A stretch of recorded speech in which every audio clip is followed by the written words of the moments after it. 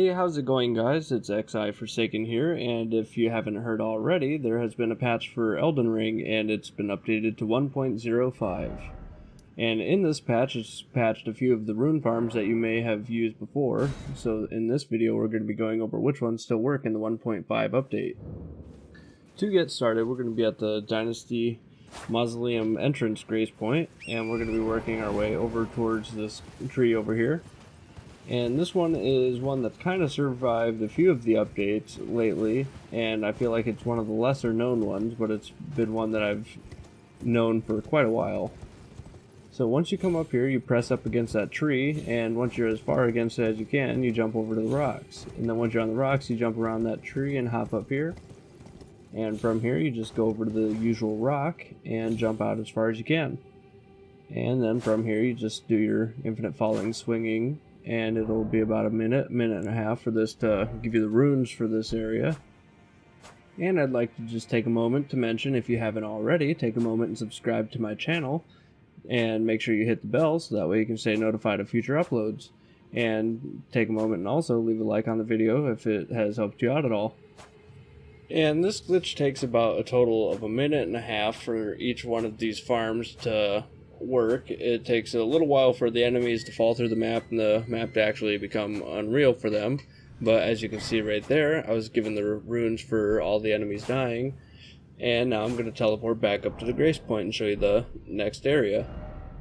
This next area is actually going to be showing one of the patched rune farms that's actually one of the more popular ones that most people would have done.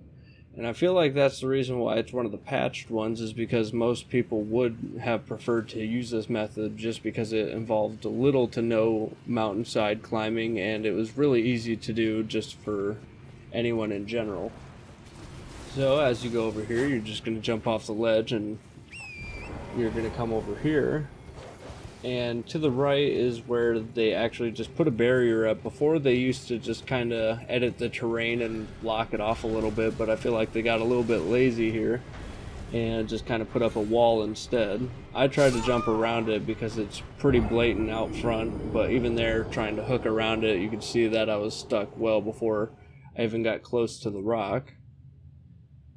So after that one, we're actually going to go and show you another one of the working ones.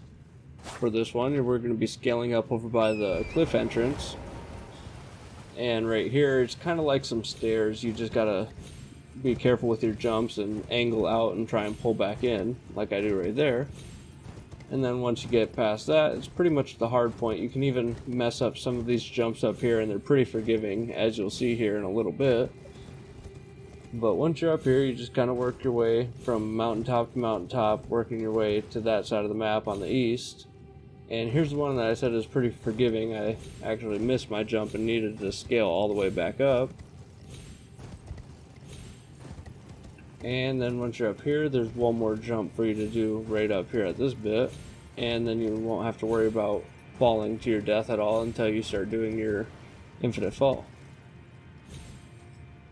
And right here, the right side's a little bit closer, so that's going to be the preferred side to go, but it's a pretty easy jump all around, so you don't really have to worry too much. And right here, you just jump off the edge, and repeatedly swing your sword, and you're in the glitch again. I'll fast forward time here a little bit, and just kind of show you where this takes place on the map. And depending on where you're at and your proximity to enemies is how many points you get, so each one of these rune farms kind of varies a little bit. And do keep in mind that I'm not using the golden scarab or any of the golden fowl feet, so this is just kind of an organic run. And I'm also on the first playthrough, so I'm not even on the next game plus or anything, so this is the default value that you'll get without any of the extra buffs. So if you want to take into account how much you'd get from each of these rune farms and you're not on your first playthrough, take into account how much you'd get from the golden scarab and the golden fowl feet, and then multiply it times your next game plus level. Like if you're on your first next game level, then just do it times 2, and if you're on playthrough 2, do it times 3, and so on and so forth. And speaking of the next game plus, if you've beaten the final boss, you'll have this sacred relic sword, and you can farm these guys on the ledge. This is probably going to be one of the most efficient farms just because of how easy it is for you to do. It's real easy to reset and you get a lot of runes just at a short amount of time. So right there's pretty much all it is to it, and it's about double the speed of any of the infinite falling rune farms that have been found to date. And this is one of the easy ones to do over here, and it's a pretty new one that was found towards the end of the 1.04 patch. So once you've jumped off the edge, just make sure you're hanging back in towards the cliff and saving your second jump so that way you can get as inward as possible. And from here you just do like before and keep swinging your sword for about a minute and a half or so. And with this one you can actually get to see the guys falling through the map on the right side. And not all of the farms will you be able to do that, because sometimes your camera will actually follow your player through. But in some of these, your camera actually gets stuck up here, whereas your character just keeps falling. So that's why you want to just make sure you keep swinging your sword, because it just keeps you from getting killed by the game's inactivity timer, and you get the runes for continuing out. And after you've been given the runes, you can teleport back up to the location, and you can actually wait for that second wave right there, but I don't think it's quite worth it just to get that extra 8,000 runes for an additional 10-15 seconds worth of time.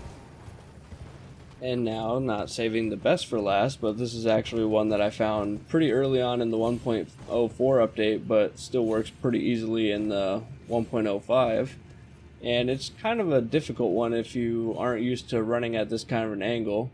But once you get to the end there, you just jump outwards and keep swinging your sword like all the other infinite falling farms. But that one's a little bit difficult because you have the top-down view on your character, and it's sometimes gets disorienting with torrent, and you can kind of just jump off the edge without actually going the direction you think you're going to be going. So here we're going to be waiting and seeing when we get given the runes, and here just any minute now we'll actually be getting those and we'll be teleporting back out of this. So if you found this video helpful, don't forget to drop a subscription to my channel and hit the bell button so that way you can be notified of future uploads. Leave a like on the video if you found this video helpful, and a comment down below if you're having any issues performing any of these glitches, and I will try my best to help you out. Until next time, fellow Tarnished, have a good day, and thank you very much for watching my video.